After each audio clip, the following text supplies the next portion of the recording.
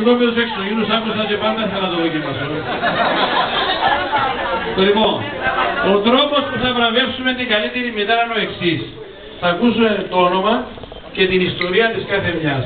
Γιατί, Έλενα, εσύ θεωρείς τον εαυτό σου ότι είσαι καλύτερη μητέρα από την κυρία Φούλα? Τι έκαμες εσύ για τα παιδιά σου, okay? Τι θυσίασες, ποιο είναι το δικό σου χαρακτηριστικό που τα μωρά σου θα σε θυμούνται. Να παρακαλέσω να είμαστε όλοι λίγο σύντομα, μισό λεπτό έχετε χρόνο, okay?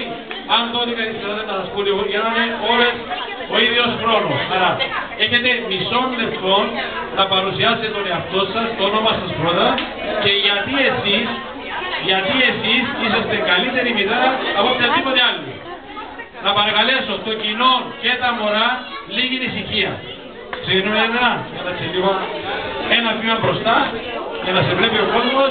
Πες.